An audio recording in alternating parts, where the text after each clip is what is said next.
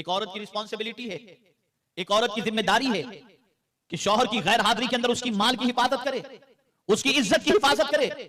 ऐसी औरत जो शौहर की गैर हाजिरी के अंदर शौहर की इज्जत की हिफाजत करती हो, शौहर के माल की हिफाजत करती हो, वो कुरान पर अमल करने वाली औरत है। और ऐसी औरत को दुनिया चाहे कुछ भी कहे, लेकिन मेरे परवरदिगार ने उस औरत को नेक औरत का दर्जा अता फरमा दिया है।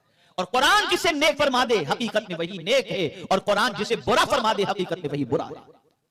आज बहुत सारी बहुत सारे गंदे मनाजिर की वजह से, यूट्यूब और सोशल मीडिया पर गंदगी के फैलने की वजह से तबाहियां बढ़ती जा रही हैं, बर्बादियां बढ़ती जा रही हैं, माहौल बद से बदतर होता जा रहा है। ए रसूल आज़म सल्लल्लाहु अलैहि वसल्लम की कनीजो, याद रखो अपने शौहर की मौजूदगी में किसी और से कोई ताल्लुक कायम न करो। और अगर कोई औरत अपनी इज्जत की हिफाजत भी करती है और अपनी जबान की भी हिफाजत करती है, तो आका करीम सल्लल्लाहु अलैहि वसल्लम की बशारत उस औरत के सिलसिले में, बल्कि हर ऐसे मर्द औरत के सिलसिले में है जो दो चीजों की हिफाजत का जिम्मा ले ले, यानी अपनी जबान की हिफाजत और अपनी शर्मगाह की हिफाजत। तो मेरे आका सल्लल्लाहु अलैहि वसल्लम फरमाते हैं, मैं उसकी जन्नत की जमानत ले लेता हूं।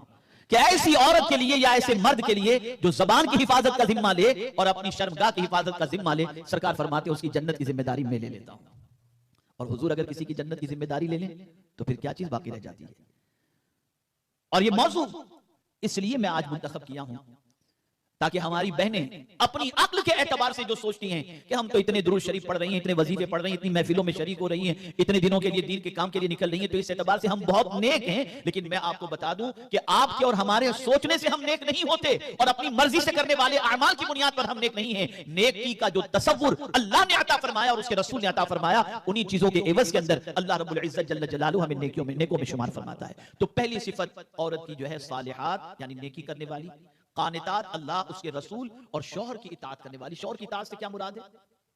तो आका करीम सल्लल्लाहु अलैहि वसल्लम ने फरमाया, अगर कोई औरत ऐसी है जिसे देख कर शौहर खुश हो जाए, शौहर खुश हो जाए, और वो औरत जो अपने शौहर को खुश करने के लिए हर किस्म के जतन करती हो, शौहर को राजी रखने की कोशिश करती हो, शौहर की पसंद और नापसंद का ख्याल करती हो, शौहर के सामने बंद संवर करके आती हो, ऐसी औरत को जन्नत में जाने से कोई नहीं रोक सकता।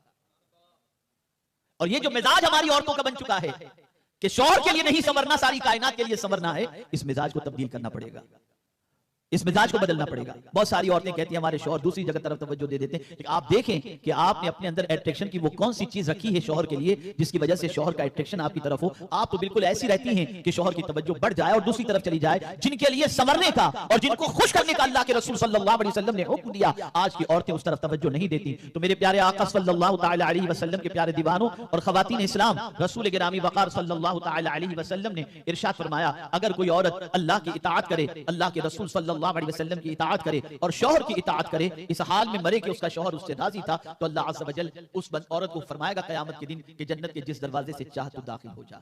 तो ये सिफात के बाद अब आइए आगे की सिफात समाअत फरमाएं। अफीफा हो, पाक दामन, ये बहुत बड़ी खूबी है। किसी औरत का पाक दामन होना ये बहुत बड़े कमाल की बात है। खुद रसूल आज़म सल्लल्लाहु अलैहि वसल्लम अल्लाह की बारगाह में दुआ करते थे, अल्लाहुम्मा इन्ना नस्अलुकल इफ़ाफ वल गिना। अल्लाह के रसूल सल्लल्लाहु अलैहि वसल्लम दुआ करते थे पाक दामनी के लिए। इसलिए इस्लाम के अंदर किसी पाक दामन औरत पर जिना का बहतान लगाना, इसकी सजा कितनी सख्त है आपको मालूम है? कुरान मुकद्दस में किसी पाक दामन औरत पर जिना के बहतान लगाने पर अल्लाह अज़्ज़ व जल्ल ने 80 कोड़े मारने का हुक्म अता फरमाया है। 80 कोड़े। और आज तलाश करना मुश्किल हो जाता है कि बच्चियां जो हैं वो पाक दामन हैं या नहीं, इल्ला माशाअल्लाह।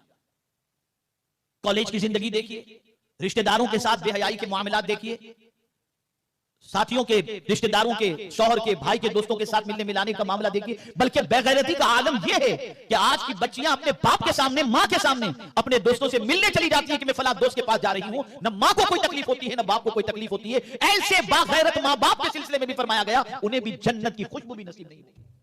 जो अपने घर वालों को बेहयाई से नहीं रोकते, जो अपने घर की खवातीन को बेपर्दगी से नहीं रोकते, उनके लिए भी सख्त वईद फरमाई गई। पाक दामनी बहुत अहम चीज है। मेरे प्यारे आका सल्लल्लाहु तआला अलैहि वसल्लम के प्यारे दीवानों, रसूल आज़म सल्लल्लाहु तआला अलैहि वसल्लम ने पाक दामन औरत की फजीलत बेपनाह इरशाद फरमाई। अल्लाहु अकबर। पाक दामन औरत अगर अल्लाह की बारगाह में दुआ कर दे, अल्लाह उसकी दुआ को कबूल फरमा लेता है। जिस औरत का दामन गुनाहों से पाक है, उसकी दुआ अल्लाह रद्द नहीं फरमाता। और ये जो सजा इस्लाम ने रखी है 80 कोड़े की, उसकी वजह यह है ताकि मुआशरा साफ सुथरा रहे और पाकीज़ा मुआशरे के अंदर किसी साफ सुथरी औरत के ऊपर ज़िना का या किसी बदकारी का बौतान न लगे और मुआशरा पाकीज़गी से जिंदगी गुजारे। अब आपको मैं बताऊं, आज जो पूरी दुनिया में औरतों को बरहना किया जा रहा है, औरतों को ऐसे लिबास पहनाए जा रहे हैं, औरतों की वज़ाक़ता ऐसी बनाई जा रही है, बालों से लेकर लिबास तक, जिसके अंदर सामने वाले को मुतासिर करना और माइल करने का पहलू सबसे ज्यादा हो, उसकी सबसे बड़ी वजह मैं आपको बताऊं, मोहम्मद बिन कासिम जिन्होंने सिंध फतह किया था, नौजवान थे, वो एक बच्ची की आबरू बचाने के लिए निकले थे और उस बच्ची की वजह से उन्होंने लंबा सफर किया, लेकिन उन्हें रास्ते में पता चला कि जिस राजा से मैं लड़ने जा रहा हूं उसने अपनी बहन से शादी रचा ली है। तो जाने से पहले मोहम्मद बिन कासिम के चेहरे पर एक अजीब बेकरारी थी, बेचैनी थी। और वो बेकरारी किस चीज की? नए इलाके में जा रहे हैं, वहां की आबो हवा से हम वाकिफ नहीं, वहां की अफरादी कुव्वत से वाकिफ नहीं, अब पता नहीं लाहौर लश्कर के सामने मुकाबला हो तो क्या होगा। लेकिन जब यह इत्तला मिली कि उस राजा ने अपनी बहन के साथ शादी कर ली तो मुस्कुराने लगे इस इत्तला के सुनते ही, और कहा अब हमको कामयाबी से कोई नहीं रोक सकता। गौर से सुनिएगा, अब हमको कामयाबी से कोई नहीं रोक सकता। साथियों ने कहा हुजूर इतनी सी बात पर आप कामयाबी की जमानत ले रहे हैं और कामयाबी का मुद्दा सुना रहे। कहा हाँ, जो कौम बेगैरत हो जाए अल्लाह उसे कामयाबी नहीं अता करता। बहन से शादी रचाना ये बेगैरती है, तो इस बेगैरती की वजह से मैं यकीन के साथ कहता हूं कि हम इन पर कामयाबी हासिल कर लेंगे। याद रखें, आज मुसलमान औरतों को बेगैरत जो बनाया जा रहा है, मुसलमान औरतों को बेहया जो बनाया जा रहा है, उसकी वजह यह है कि ऐसी औरतें तैयार करो कि जिनके बदन से कोई मोहम्मद बिन कासिम जैसा पैदा ही न हो सके। इसलिए कि जब औरतें बेगैरत होंगी तो बागैरत बच्चे को जन्म नहीं दे सकती और दीन के सिपह सालार को पैदा नहीं कर सकती। इसलिए पूरा मुआशरा बेगैरती का है। ऐ रसूल आज़म सल्लल्लाहु अलैहि वसल्लम के दीवानों और खवातीन इस्लाम, हया बहुत बड़ी चादर है। आप याद रखें, अल्लाह के रसूल सल्लल्लाहु ताला अलैहि वसल्लम के फरमान पर अमल करने वाली खवातीन की जिंदगी का मुताला करो तो आपको पता चलेगा अल्लाह अल्लाह उनकी जिंदगी इतनी पाक थी, उनकी सुबह शाम इतनी पाक थी कि गैर महरम को देखना तो बहुत दूर की बात है, ताल्लुकात तो बहुत दूर की बात है, शनासाई तो बहुत दूर की बात है, बल्कि अल्लाह अज़्ज़ व जल्ल की बारगाह के अंदर दुआ करती नजर आती, ए अल्लाह उस दिन से पहले हमें मौत अता फरमा जिस दिन हमारा दामन गुनाहों से आलूदा हो जाए। हम गुनाह के साथ अल्लाह की बारगाह में हाजिर होने से बेहतर है कि इस दुनिया से मर जाना पसंद करते हैं। ये कैफियत है। ऐ रसूल आज़म सल्लल्लाहु अलैहि वसल्लम के दीवानों और खवातीन इस्लाम, पाक दामनी बहुत बड़ी चीज है। मैं अपनी बहनों से गुजारिश करता हूं, दामन को गुनाहों से आलूदा मत रखो। एक खातून जिसके हवाले से हजरत इब्राहिम इब्ने अदहम रहमतुल्लाहि ताला अलैहि फरमाते हैं कि मैंने अल्लाह की बारगाह में दुआ की कि मेरे करीम जन्नत में मेरे साथ जो मेरा रफीक हो मुझे उसे दिखा दे कि कौन मेरे साथ जन्नत में होगा। अल्लाह अज़्ज़ व जल्ल ने इरशाद फरमाया आलम ख्वाब के अंदर, इब्राहिम फला जंगल के अंदर जाओ, एक काली कलोटी औरत तुम्हें मिलेगी जो बकरियां चरा रही है, उसको सलाम करना और वही तुम्हारे लिए जन्नत में तुम्हारी साथी है। हजरत इब्राहिम इब्ने अदम को हैरत में तशरीफ ले गए तो देखा एक मोटी काली शक्ल सूरत वाली बकरियां चरा रही है और उसी जगह पर जहां रब्बे कदीर ने इरशाद फरमाया था जिस जगह का, उसी जगह पर पहुंचे तो आपने देखा कि वो औरत वहां पर मौजूद है। आपने सलाम किया, सलाम करते ही उस औरत ने जवाब में कहा वालेकुम सलाम या इब्राहिम। हजरत इब्राहिम को हैरत हुई, फरमाने लगे खातून तू मुझे पहली बार देखी है, मैं तुझे पहली बार देख रहा हूँ, जरा ये तो बता मेरा नाम इब्राहिम है, तुझे कैसे पता चला। अब वो खातून जवाब में क्या कहती है, सुनो इब्राहिम, जिस रब ने कल तुम्हें ख्वाब में मेरा पता बताया उसी रब ने तुम्हारा नाम भी मुझे बता दिया। तो हजरत इब्राहिम इब्ने अदम अलैहिर्रहमा को हैरत हुई और हैरत तो इस्तेजाब के आलम के अंदर उस औरत से पूछा कि बता तुझे ये मकाम कैसे नसीब हुआ।